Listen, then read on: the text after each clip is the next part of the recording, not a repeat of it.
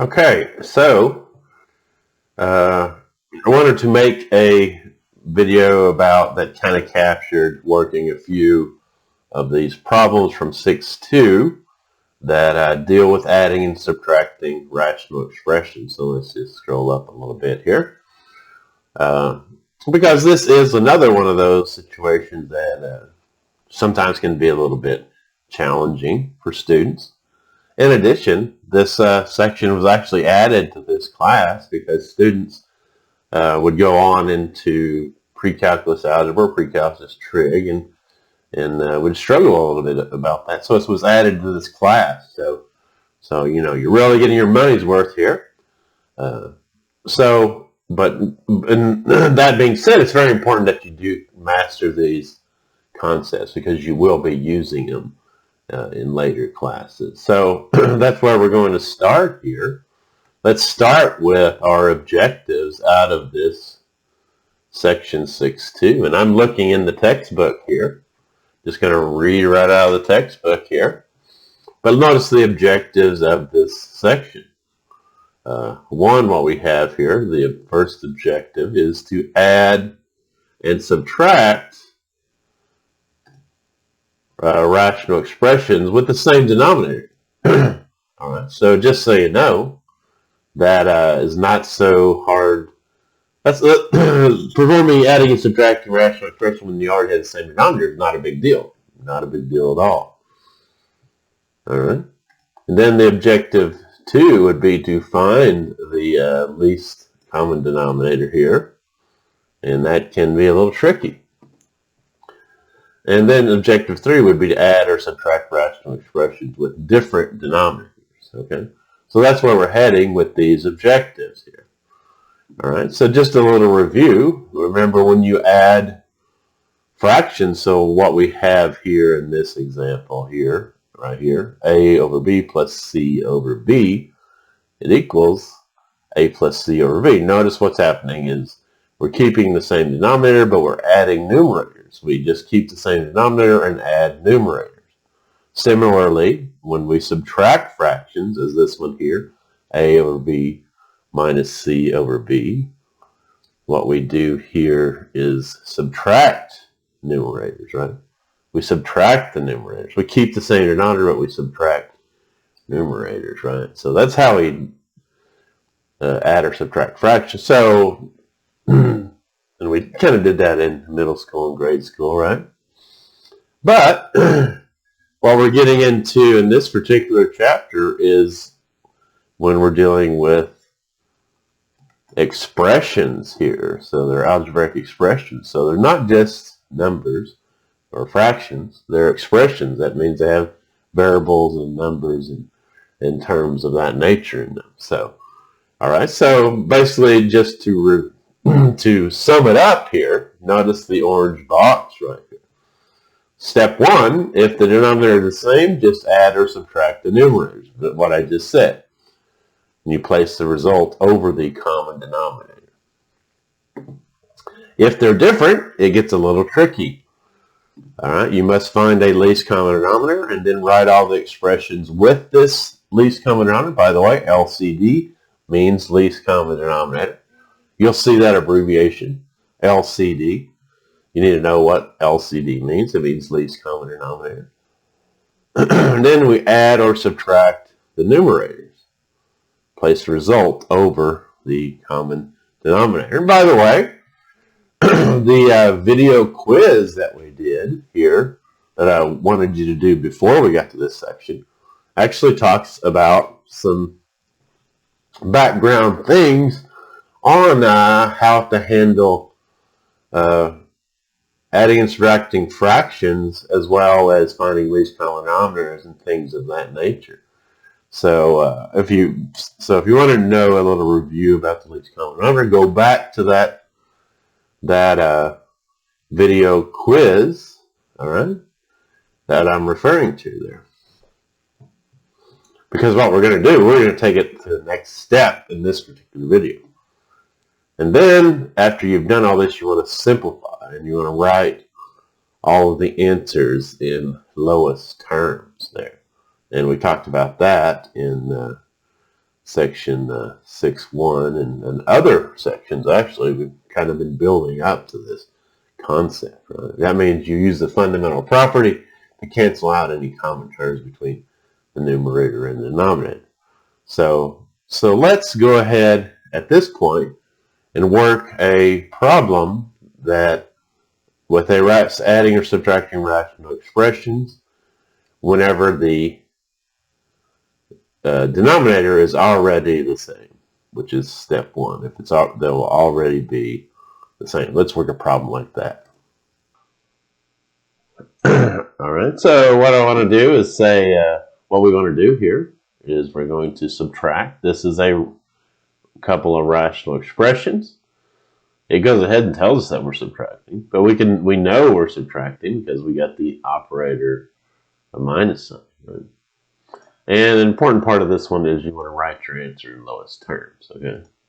All right, so let's go ahead and write it out here. We've got 4 over 5x squared minus 9 over 5x squared. All right, so this one is really pretty easy because we already have a common denominator. So all we got to do is, in this case, subtract our numerator. So we'll write it this way. Perhaps something you could do in your head, but we're going to write it to emphasize what is occurring. Notice I'm just subtracting my numerators, and I'm writing it over my common denominator here. All right, so that gives us 4 minus 9 is negative 5, and then I keep it over 5x squared. Notice, didn't do anything to that denominator, right? Just kept it the same. That's how you add or subtract rational expressions. Keep the same denominator. All right, now notice something here. We'll use the fundamental property here. Notice that 5 and 5 are in the numerator. And what we do here is cancel out common factors using the fundamental property. So the 5 over 5 is actually 1. So what we have here is negative 1 over x squared as our answer. So when you have, we already have them over a common denominator, it's really easy. Just add or subtract the numerators.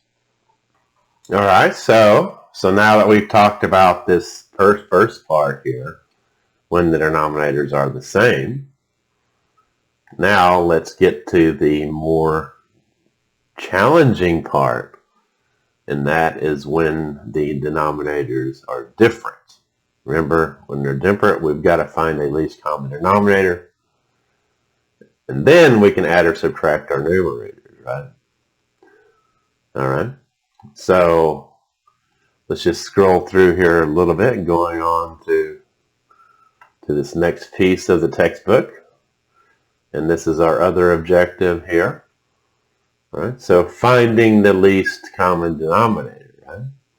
So step 1 is you got to factor the denominators.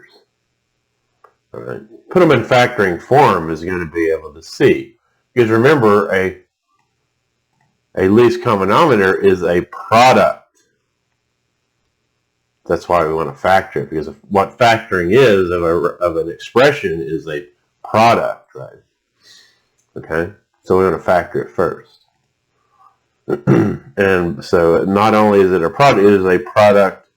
The least common denominator is a product of all the different factors that you factored. Okay. And by the way, it's with each factor raised to the greatest power that occurs in any denominator. Again, in the video quiz about that was used as a background for this particular section, we talked about this using just regular fractions. Now in this one, we're talking about rational expression. So I do want to show you something on this next page, just a little bit of review. All right, so just whenever we're dealing with fractions, what we did. So we'll just look at this particular problem right out of the textbook. So basically, we've got 7/15 plus 5/12. Notice that our denominators are not the same, 15 and 12. So you might be tempted to multiply 15 times 12. In this particular case, when you're dealing with fractions, it's best to find the least common denominator. You know, you can use the fundamental property to reduce the fraction and simplify it later on, but when you find the least common denominator, that's typically the preferred practice, because you have numbers that are not so large and they're a little bit easier to apply the fundamental property to. So what we want to do, and as I talked about before, was Jethro. The least common denominator, in a certain way of describing it, is the lowest number that both 15 and 12, as Jethro from the Beverly Hillbillies says, goes into. Or in other words, the number that both 15 and 12 will both, the least number that 15 and 12 will both divide into evenly. Okay? And that happens to be, as it says here, 60. I'm having a hard time highlighting, but anyway, as you can see my mouse over it, it's 60. Because 15 times 4 is 60. And 12 times 5 is 60. All right, so I'm using those numbers to get 15 to be 60 in the denominator. We got to multiply 15 times 4. And to get 12 in the denominator, we got to multiply 12 times 5, which is what they're doing in this next step. Notice they're multiplying 15 times 4, 4 in blue. And notice we're multiplying 12 times 5. But to make an equivalent fraction and to be technically correct with the fundamental property, and in a lot of ways the reverse of the fundamental property from what we've seen so far about the fundamental property, we've got to multiply not only the denominator by 4, but also the numerator by 4. What we're actually doing, as it says here, a little bit hard to see, but it says here we're multiplying by a form of 1. 4 over 4 is 1, 5 over 5 is 1. Right? So we're not changing the value of that fraction, even though we have different numbers here. Remember, the ratio is still the same. So those are equivalent fractions. 7 times 4 is 28, 15 times 4 is 60, 5 times 5 is 25, 12 times 5 is 60. Now we have these written over a common denominator of 60. Now what we can do in the next step is add the numerators, right? 28 plus 25 is 50. And then, so 53 over 60 is already written in lowest terms there. So that is our result. Okay. I just wanted to go back slightly, a little bit of background on these things using fractions instead of these rational expressions. So now let's look at a few examples where we're dealing with rational expressions, and we're going to do something very similar to that. All right, so here what we have here is as it said, just says indicated operation. This time it doesn't say subtract, but we know we're subtracting because we have this minus sign here, okay? So we know we're subtracting. And what we have here is a couple of rational expressions that have different denominators. So, first, remember step 1 is to factor the denominators. These are already factored, right? So these are already factored. So what we want to do is simply find our least common denominator here. So let's go ahead and write out our problem first. 1 over x minus 2 minus 1 over x. All right, so let's just think about what our least common denominator. Least common denominator will be here, okay? So it's going to be, remember, it is a product of all the denominators. In this particular case, that is true. All right, so our least common denominator here will be x minus 2 times x, okay? All right, so let's just draw a line to separate our work here.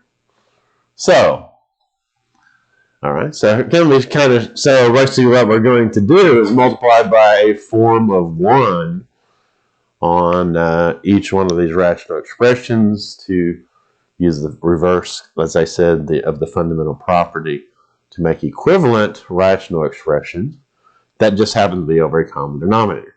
Let me kind of show you how I handle this. I know that my least common denominator is going to be x times x minus 2, okay? And then I know I'm subtracting here.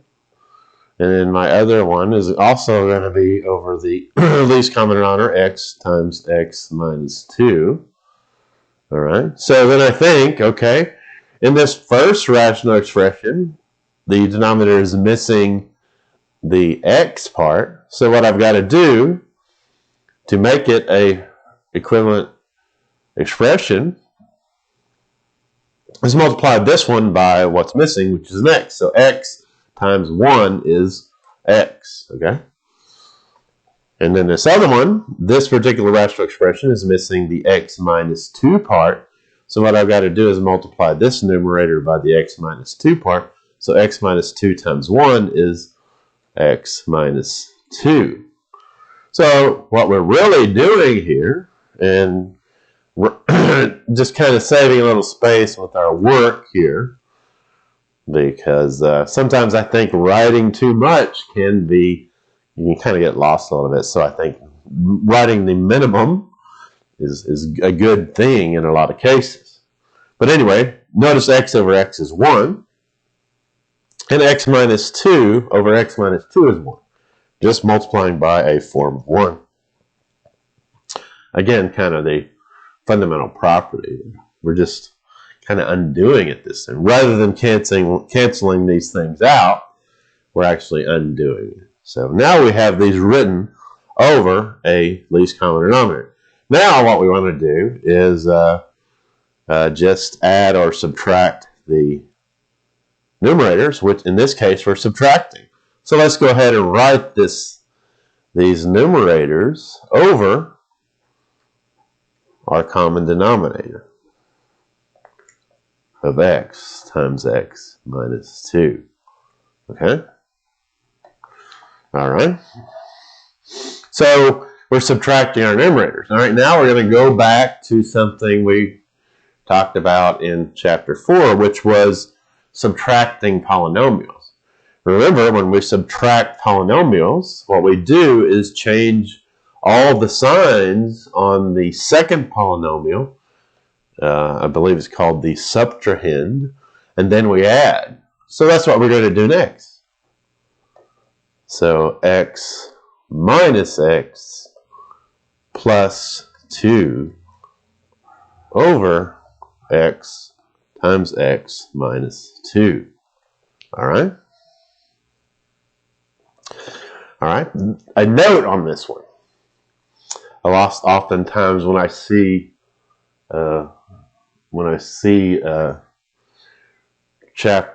test work, I see that there is an attempt to change the signs on this subtrahend, the second polynomial.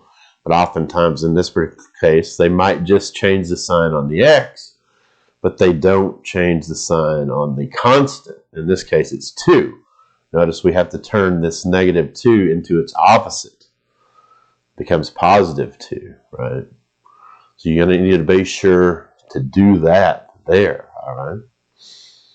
All right, so now what we'll look at here is that x minus x, though x minus x is 0, So what we're going to end up with here, we're just left with the 2 in the numerator. So we end up with 2 over x times x minus 2. Well, so that is our first example of adding and subtracting rational expressions when we have a different denominator. All right. This one tells us to add, even though the operator's there, so we know it is adding. Again, remember, we always want to write our answer in lowest terms. So again, we have a couple of rational expressions here. So we got 2x over x plus 5 plus 3x over x minus 4. Okay? So we're adding rational expressions that have different denominators. What we got to do is write these in equivalent rational expression over the least common denominator. Is to factor. These are already factored. And then the least common denominator will be the product of all the denominators. So our least common denominator would be x plus 5 times x minus 4. All right? And then we're adding. And then our other rational expression will also be over x plus 5x minus 4. Okay? All right. To be able to get this one over the common denominator, I need to multiply this numerator and denominator by x minus 4. So that means I'm going to multiply 2x times x minus 4 for that one. And then this other one, to get this one over this common denominator, I'll need to add the numerator and denominator by x plus 5. So this numerator would be 3x times x plus 5. All right. So now what I'm going to do here is add, so adding denominators, right? You have to be able to add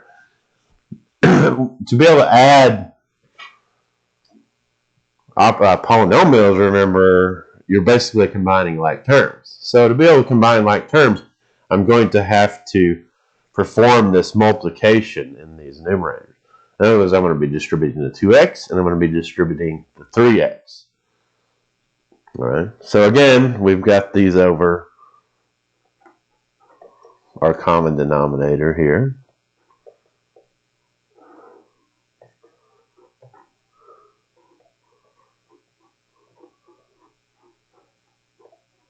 Okay.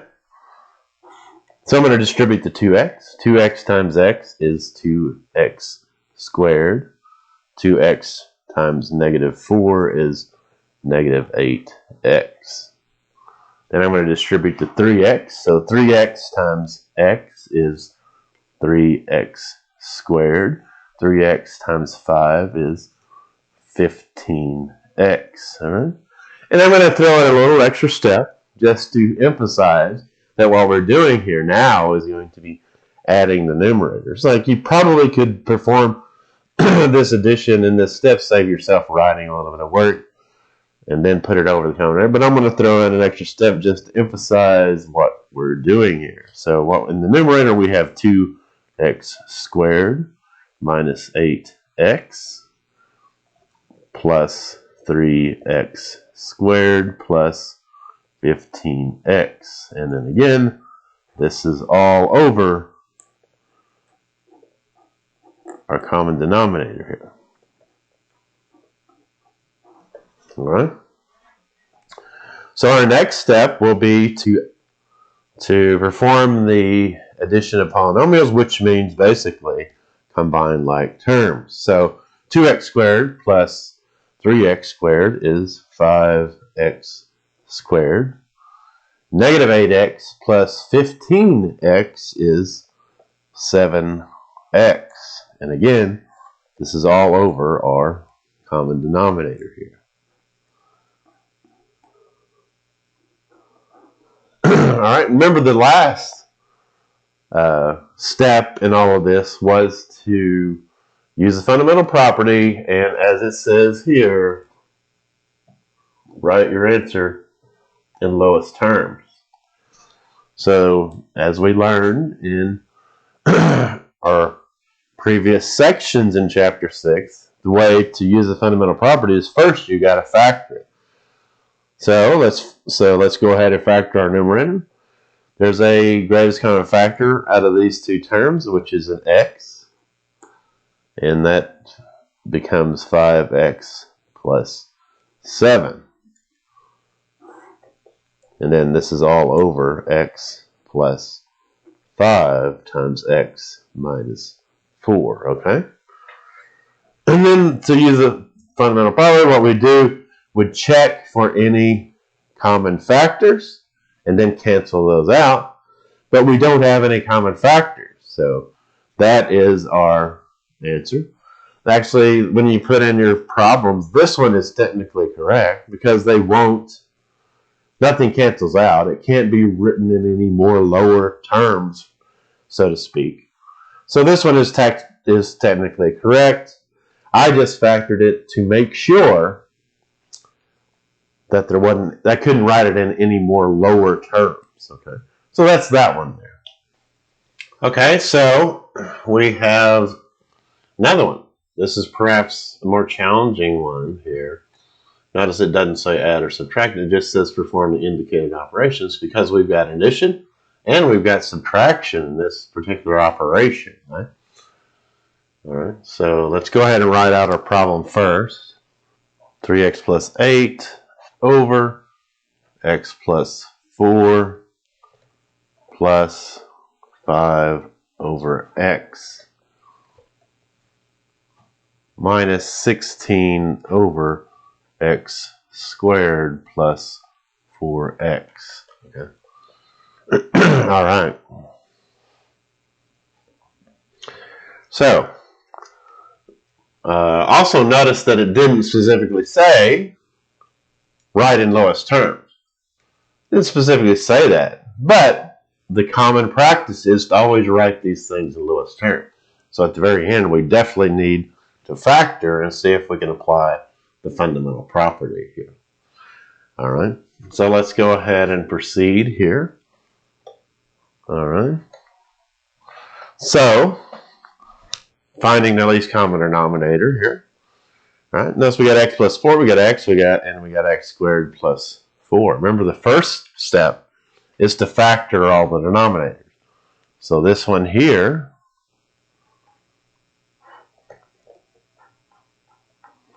is already factored.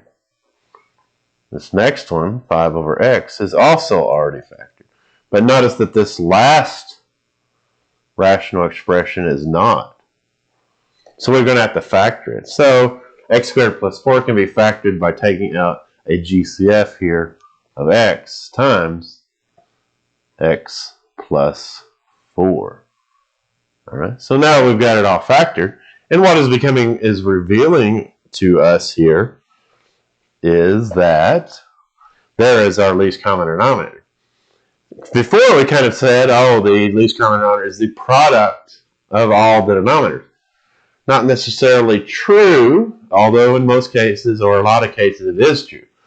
But in this case, if we were to multiply all of these denominators, we would have a very long polynomial there.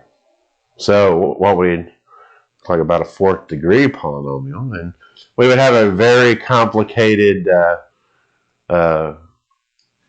rational expression to write in lowest terms at the very end.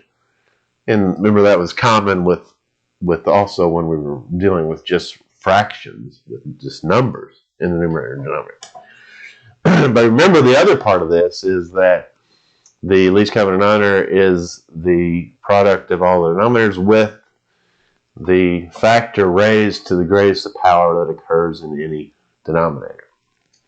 So quite simply, here is our common denominator, x times x plus 4. Because we got an x here, we got an x plus 4 here. This one would cover all the denominators.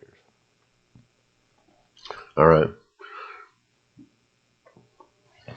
So we'll go on to our next step here, which is to write all of this over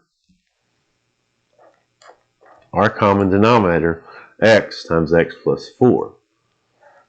This first one. To get this one written equivalently and over a least common denominator, notice that this one is missing the x part. So I got to multiply x times 3x plus 8.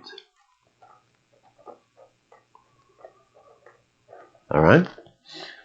Then we're going to move on to our next one. Again, it's over our least common denominator of x times x plus 4. Notice that this particular rational expression is missing the x plus 4 part. So I got to multiply this 5 times x plus 4 to make an equivalent rational expression. And then this last one is already over our least common denominator. So I don't have to really do anything to it. Just keep it as 16. All right. So now what we're going to do is perform the indicated operations here. And this time I'm going to kind of skip that additional step where I said there's a little bit more extra writing. I'm just going to go ahead and perform the multiplication and write it over the least common denominator. So I'm going to perform the multiplication. So x times 3x is 3x squared. X times 8 is 8x. 5 times x is 5x. 5 times 4 is 20. And then there's one other thing about this is notice that I've got this 16, but this time I'm subtracting the 16. So I've got to apply the subtraction sign to that 16. And again, remember, this is all over x times x plus 4. Okay. All right. So then our next step would be to add the polynomial, or combine the polynomials, add and subtract kind of going on. In other words, what we're doing here is combining like terms. So let's go ahead and combine our like terms. 3x squared, there's no common terms for the x squared, so we got 3x squared. 8x plus 5x is 13x, and then 20 minus 16 is 4. And remember, this is all over our least common denominator, x times x plus 4. Okay, I just want to bring your attention to something here about something that we did do in class. We did this one here in class. And notice whenever take a note here. Once we get it in this form, remember we've got to write it in lowest terms. So we're going to have to factor this quadratic here. And notice that I factored the quadratic by writing it all out over the least common denominator. All right. So, and then, using the AC method here. But anyway, I'm going to do things a little bit different because this video will add to your skills. I just want to show you, you might just want to do this factoring over here on the side and then put it in there. So that's what I'm going to do with this particular example right here. So let's bring up everything that we had again. Okay, there we go. So what we're going to do is do that factoring on the side. Remember, the idea behind factoring is we have to write this in lowest terms. So a little bit on the side here. I'm going to use the AC method on that quadratic. So remember, the first deal with doing the AC method is first calculate AC, which is the product of the first and the last, right? And we get 12. Then we would list our factors of 12. We got 1 and 12, 2 and 6, 3 and 4. We want the factors of AC that add up to the middle term, 13. And that would be those right there, because our middle term could be written as 12x plus x equals 13x. Okay? So let's take our quadratic here, rewrite our middle term. So we get 3x squared plus 12x plus 1x plus 4. So that's our first step in using the AC method. Now we would group the first two terms into a group. Next, we would group the last two terms into a group. All right. Now that next part is to take out the greatest common factor out of each group. The greatest common factor out of the first group is 3x, leaving us with x plus 4. And the greatest common factor out of the second group is just 1. So I'm going to factor out a 1 here. So now I have my common term of x plus 4. So here is the factored form of that quadratic. All right. All right. So now let's just put this into this rational expression and see what we have here.